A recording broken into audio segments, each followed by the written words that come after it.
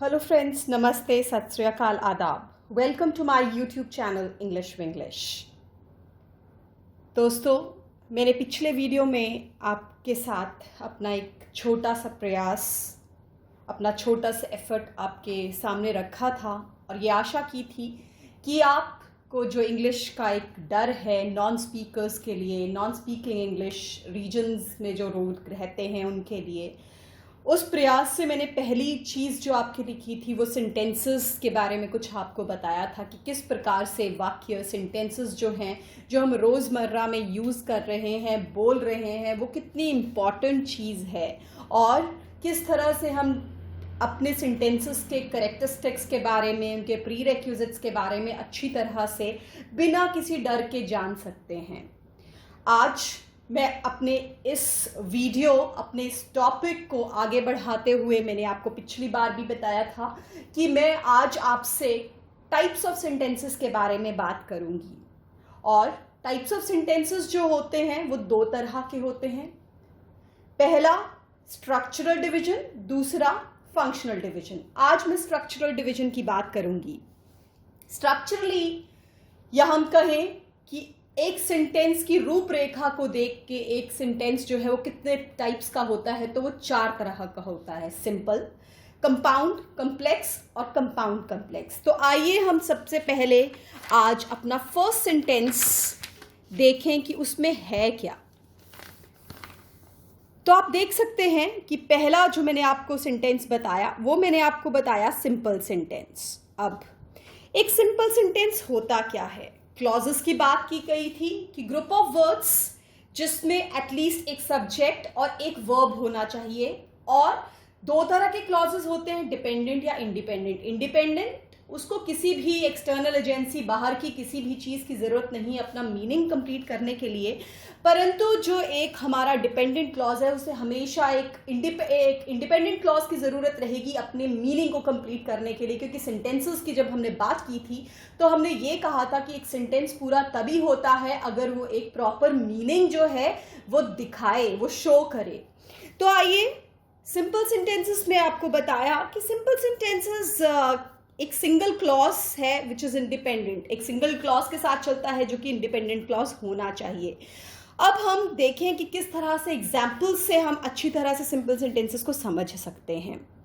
Simple sentences अगर आप बात करिए तो पहला एग्जाम्पल अगर हम देखेंगे, I always wanted to become a teacher. अब आप यहाँ पे देख सकते हैं दो वर्ब्स यूज हुए हैं, वॉन्ट और बिकम, और एक ही सब्जेक्ट है आई। तो दैट मीन्स कि यहाँ पे दो वर्ब और एक सब्जेक्ट यूज किया गया है। अगर हम अगला सेंटेंस देखें, a pen is mightier than a sword, तो उसमें एक सब्जेक्ट है पेन और एक वर्ब है माइटियर। अब इस बेसिस पे अगर हम बात करें तो सेंटेंसेस जो हैं वो दो तरह के हो जाते हैं। सिंपल सेंटेंसेस, सिंपल सेंटेंस पहला होता है जिसमें एक सब्जेक्ट और एक वर्ब रहेगा। जैसे कि एग्जाम्पल्स हम देखते हैं, द स्टाफ परफॉर्म्ड वेल, एक सब्जेक्ट है, एक काम करने वाला है, एक डूअर है स्टाफ, और परफॉर्म जो है एक ही वर्ब है, तो एक वर्ब। दूसरा एग्जाम्पल हम देखिए, अ white shirt always looks sharp, अ वाइट शर्ट एक सफेद कमीज, वाइट शर्ट एक सब्जेक्ट, लुक्स एक आपका वर्ब फॉर्म आ गया। और अगर हम दूसरे टाइप ऑफ सिंपल सेंटेंस के बारे में बात करें तो वो सेंटेंसेस होते हैं जहां पे कंपाउंड वर्ब्स या कंपाउंड सब्जेक्ट्स हो। अब कंपाउंड वर्ब्स और कंपाउंड सब्जेक्ट्स का मतलब क्या है कि कुछ एग्जाम्पल्स या कुछ केसेस में एक वर्ब होता है, दो सब्जेक्ट होते हैं, मतलब काम करने वाला दो और काम वो एक ही कर रहे हैं। जैसे कि Jack and Jill went up the hill, ये मैंने एक बहुत ही बच्चों की राइम से ली हुई एक लाइन है, Jack and Jill went up the hill to fetch a pail of water.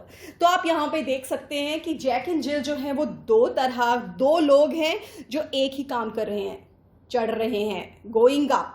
तो वेंट जो है एक वर्ब है, जैक एंड जिल दो सब्जेक्ट हैं। अगला एग्जाम्पल है, David and Anna play cricket every morning. अब डेविड और एना दो कार्य करने वाले हैं, दो डूअर्स हैं और काम एक ही कर रहे हैं, प्लेइंग, एक प्ले कर रहे हैं।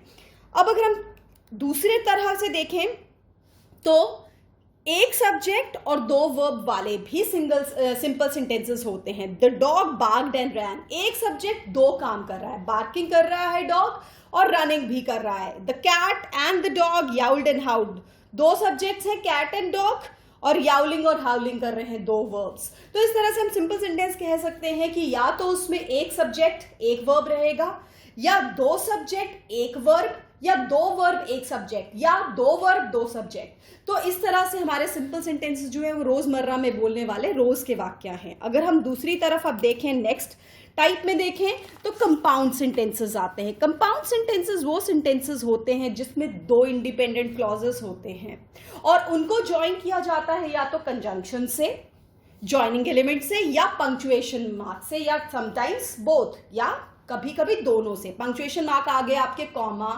कोलन, सेमीकोलन, डैश, ये सब आपके पंक्चुएशन मार्क आगे। तो हम देखते हैं कि किस तरह से ये एक जो इंडिपेंडेंट क्लॉजेस हैं कंपाउंड सेंटेंसेस में ज्वाइन होते हैं। हम पहला एग्जांपल देखते हैं, I really need to go to work. ये पहला इंडिपेंडेंट क्लॉज है, इसे किसी और एजेंसी की जरूरत नहीं अपना मीनिंग कंप्लीट करने के लिए, अपने आप में पूरा मीनिंग दे रहा है। दूसरा आया, but I am too sick to drive. अब ये दो तरह के इंडिपेंडेंट क्लॉजेस हैं और ये ज्वाइन किससे हो रहे हैं, एक कंजंक्शन बट से और एक कॉमा से, या दोनों से। तो यहाँ पे दोनों से हो रहे हैं।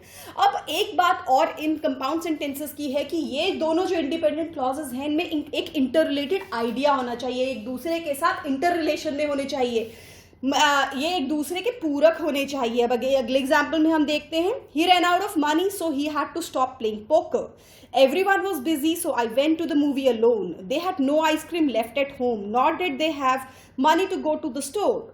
Cats are good pets for they are clean and are not noisy. I always wanted to become a teacher. अभी इस एग्जाम्पल में देखिए, एक independent clause, she wanted to become an engineer. दूसरा इंडिपेंडेंट क्लॉज, उसको जोड़ा किससे गया, एक पंक्चुएशन मार्क कॉमा से और एक कंजंक्शन एंड से। अब दोनों में क्या है, इंटर रिलेशन भी है कि मैं कुछ बनना चाहती हूँ, वो कुछ बनना चाहता है, या मैं कुछ बनना चाहती हूँ, वो कुछ बनना चाहती है, और उसको हमने पंक्चुएशन मार्क और कंजंक्शन से ज्वाइन किया ताकि इनकी इंटर रिलेटेड आइडियाज को हम दिखा सकें। अब तीसरा तरह का सेंटेंस आता है कंप्लेक्स सेंटेंसेस। कंप्लेक्स सेंटेंसेस में क्या रहता है, एक इंडिपेंडेंट क्लॉज और एक या उससे ज्यादा डिपेंडेंट क्लॉज। अब आप देखिए किस तरह से एग्जाम्पल्स आते हैं और इनमें भी इंटरकनेक्शन रहती है, इनमें भी एक रिलेटेड आइडियाज या थॉट्स रहते हैं। पहला आया, stay in the bath until the phone rings. Stay in the bath independent clause है, ये पूरा इंडिपेंडेंट क्लॉज है ये, और until the phone rings ये एक डिपेंडेंट क्लॉज है। until the phone rings तो आपके लिए हमेशा एक प्रश्न रहता है, तो फिर, तो इसका मतलब ये हुआ कि जब हम एक कंजंक्शन लगा रहे हैं बिना किसी पंक्चुएशन मार्क के, तो वो एक डिपेंडेंट क्लॉज बनता है और उसका आंसर जो है वो एक इंडिपेंडेंट क्लॉज दे रहा है, और इस तरह से इस प्रकार के सेंटेंसेस को हम कंप्लेक्स सेंटेंसेस बोलते हैं।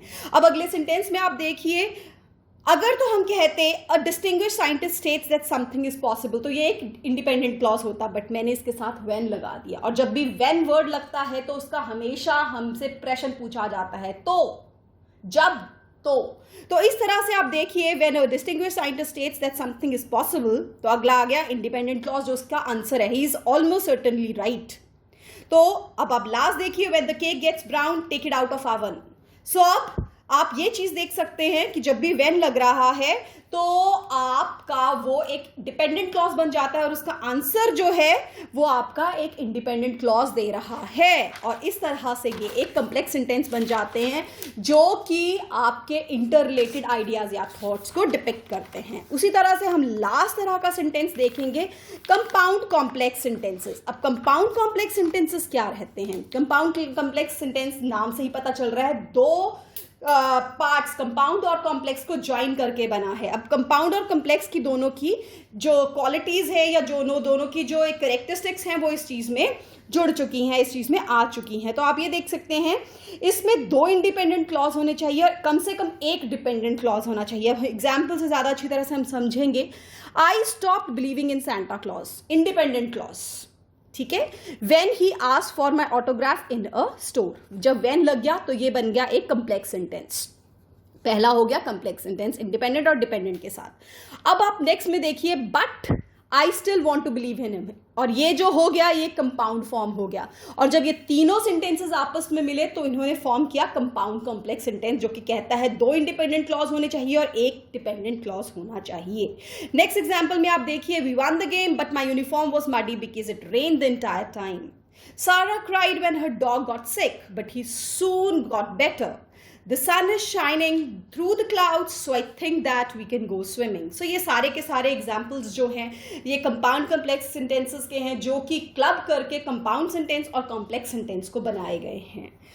आई होप आपको ये चारों डिविजन्स जो हैं वो अच्छी तरह से समझ आई होंगी। और अपने नेक्स्ट वीडियो में मैं फंक्शनल डिवीजन की बात करूंगी, फंक्शनल डिवीजन ऑफ सेंटेंसेस की बात करूंगी। तब तक के लिए आप इन सेंटेंसेस को अच्छी तरह से पढ़िए। अगर आपको कोई दिक्कत आती है, प्रॉब्लम आती है, तो अपनी क्वेरीज जो हैं वो आप कमेंट बॉक्स में डाल सकते हैं। मैं वहाँ पे आपके सारी क्वेरीज को रिजॉल्व करूँगी। अपने अगले वीडियो तक के लिए मैं आपसे थैंक यू बोलती हूँ, आपसे अलविदा कहती हूँ, गुड बाय कहती हूँ। और अगर आपको मेरा वीडियो अच्छा लगा होगा, इन्फॉर्मेटिव लगा होगा, लर्निंग एस्पेक्ट लगा होगा, तो प्लीज़ लाइक करिए, शेयर करिए और मेरे यूट्यूब चैनल को सब्सक्राइब करिए। तब तक के लिए thank you so much, good day, enjoy yourself, take care।